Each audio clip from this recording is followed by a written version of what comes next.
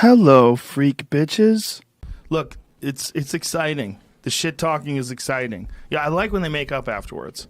That's when I'm happy. Yeah? They talk plenty of shit, they fight, and then they make up. TJ and Cody really didn't. They're They're like, I respect you, and then Cody was like, yeah, I respect them, but everything I said was true. Fuck that guy.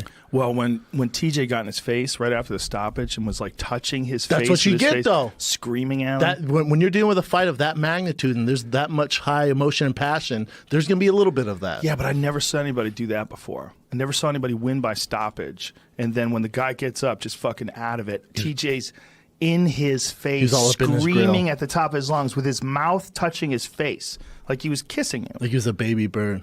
And he was like on his tippy toes, like it's chest a great out. picture, just it's shredded fucking too. Amazing picture. But again, you know, with Cody had all that ammunition. Just the week of, like, oh, I didn't knock you out. Goo, drops the video, and I was like, oh fuck. I think one of the worst things that happened for Cody is that he got that knockdown. Because he thought he could do it again. Wait, you're saying in practice or in the No, in the first in the round? fight, in the first round.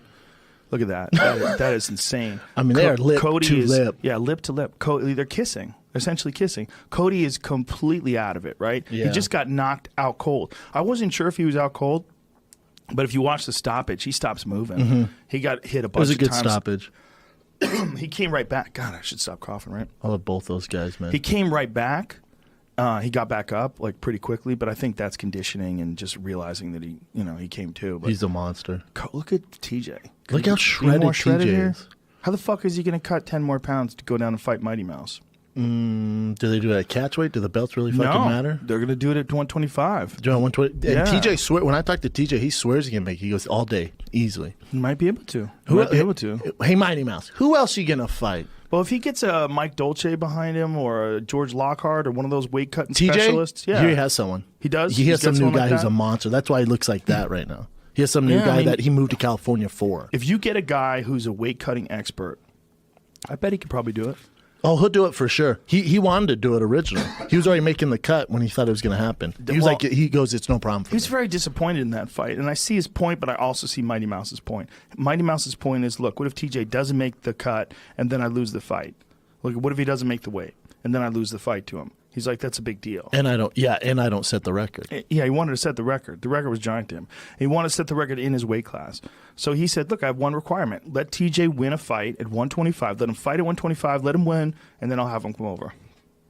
Look at him, jacked. That's after he won. That's real, too, man. I mean, that's some raw shit. That's some raw emotion where how much there was so much. They're going to fight 3 more times. There's so much shit talking going on. It was so personal for these two. Yeah. Boy, it looked bad when he got clipped. He got clipped at the end of the first round, and it looks like, wow, really bad. Colby has a piston for a right hand. Unbelievable speed. But then he came back real quick. Like at the beginning of the second round, he looked fine. He looked amazing. He looked fine. Like didn't look like anything was wrong with him. And he started throwing a lot more kicks. And did you see what TJ said? Because they were like, oh, you're going to give Cody an immediate rematch? He goes, hell no. Look at the fire I had to walk through to get back here. He goes, it doesn't work like that. It's true. He goes, it does not work like that. I had to fight, 3 guys? I had to wait over a year, fight 3 monsters. He had to fight Lineker.